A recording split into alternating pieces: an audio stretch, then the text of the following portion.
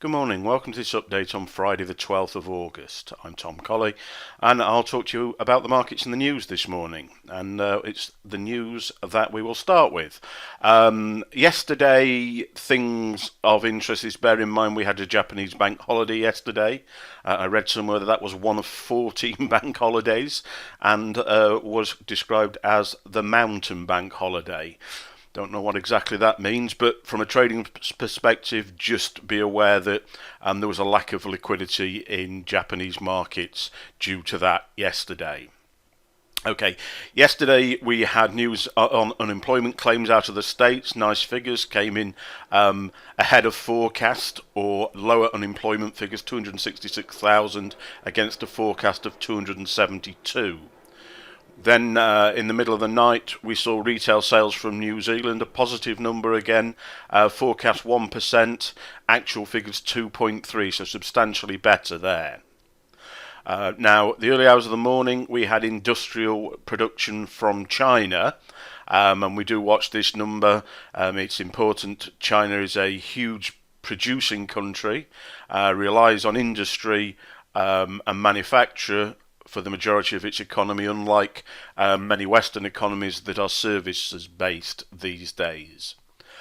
However, we'll not be looking at the Chinese stock exchanges, etc. today, because those markets have been very subdued of late, and we will start showing those again in the morning when there's something significant to show you. German preliminary gross domestic product, another positive number coming out there literally minutes ago before I started recording the video. The news to watch out for today, it's all about the US dollar, core retail, PPI and retail sales data out at 1:30, and then consumer sentiment at 3 o'clock. Bear in mind we are in midsummer doldrums, or whatever you want to call them, so I don't expect to see a huge response to those unless we have something that is way out of the picture or way out of expectation. Then we might expect the lack of liquidity to produce an extreme response. Okay, a big news yesterday was that all three major US equities markets, the S&P, the Dow and the Nasdaq, all made new highs on the same day. Now that's the first time that's happened since 1999. They are not particularly strong highs and they were not big moves, but a significant move none the same, and supporting of a risk-on scenario. If you look at the three charts here, you'll see these trend lines that I showed you last week. I will remain bullish these markets above those trend lines, but I will be trading for small targets. I don't see a big move above that. So something that in principle is really positive there. Those three markets all at a high on the same day since for the first time since 1999. On the counter side to that, the number or the quantity of company executives in the S&P, the Dow and the Nasdaq who bought shares in their company is at a record low. It's 44% lower than this time last year. Now the companies themselves continue to buy their own shares back, but the fact that executives are effectively actioning that, but at the same time they're not backing it with their own money, I see as very significant. So yes, we've a risk-on scenario at the moment. It's not particularly strong, but potentially what I've just said there about executives could be a heads up to these trend lines being broken and there being some downside on the equities markets. Over on the dollar this week, well, we've had a couple of bearish days, Tuesday and Wednesday, and yesterday we had quite a bullish day. But in principle, we're ranging at the moment between $95 and $96.5 within this range here. It may take some significant news event or us to get out of the month of August and before we break out of that range. That means that we are trading predominantly intraday at the moment, and we'd like to see dollar strength.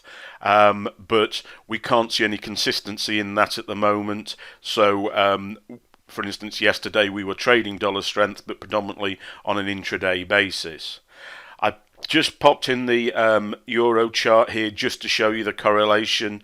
There's always a correlation between the dollar index and the euro. The euro constitutes almost 60% of the bag that makes up, or the mix of currencies that make up the dollar index.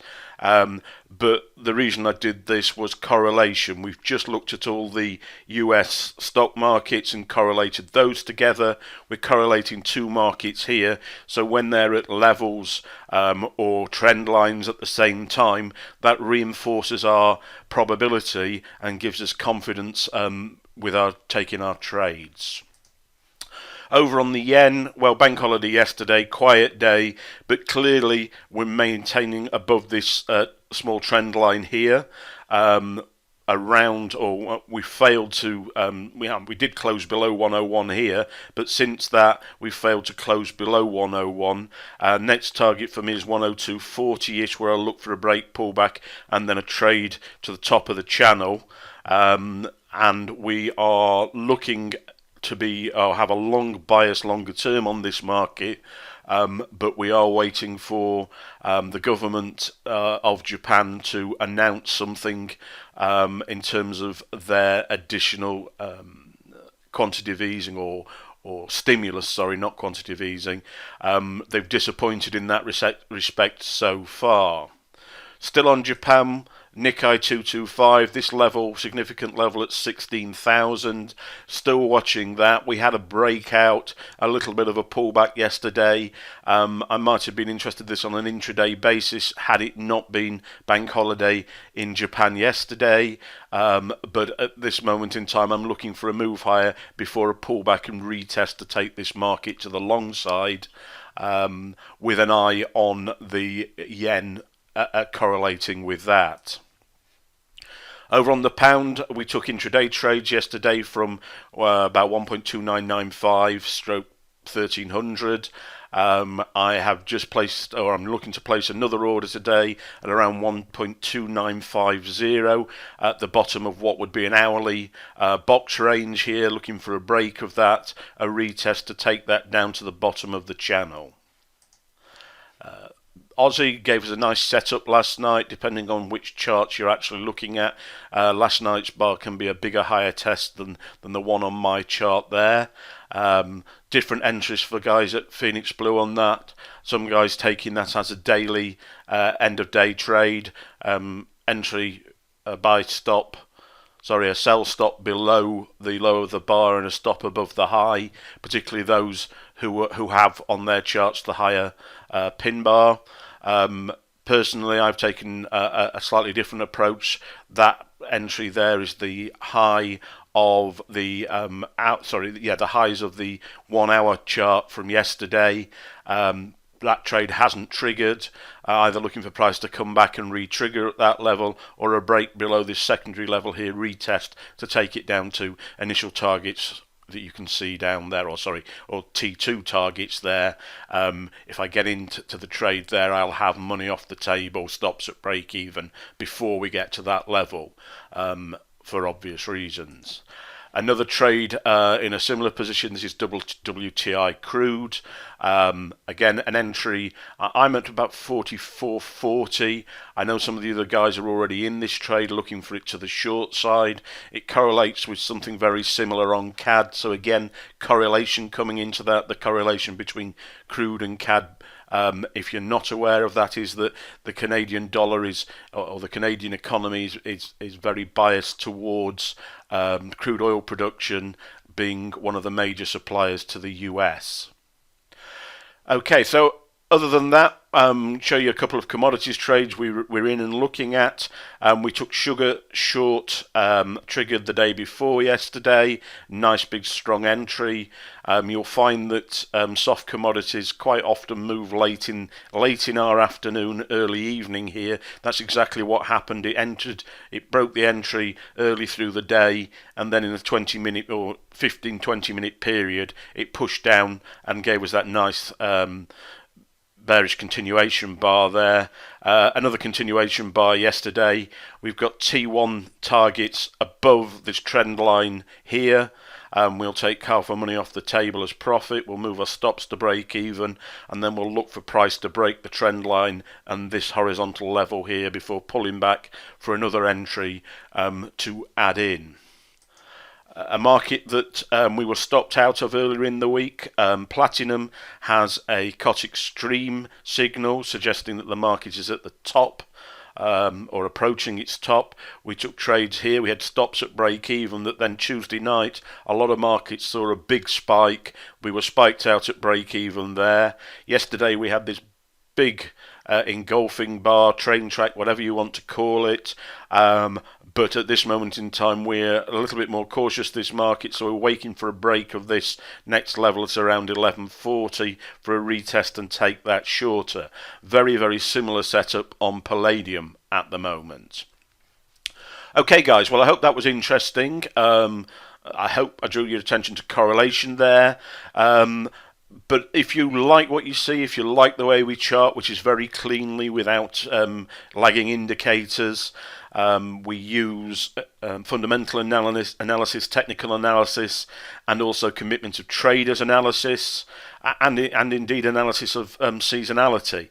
If that's of interest to you, you've got the opportunity to come trade with us free for 4 hours on the 24th of August in London. This is a monthly event, so if you can't make the 24th of August, please go to the website, register for either the 24th or register and leave a message to say you can't make the 24th, and we'll in due course send you an invite to the next event. So that's August the 24th between 2 and 6 in London, absolutely free, trading with our 2 most senior traders. Many questions as you want to ask. There'll also be existing Phoenix Blue members who will be there, and you'll be able to talk to them about their experiences, etc. Okay, guys, that's the end of another week. I hope it's been a successful one for you. You've traded cautiously because I think that's what the markets need.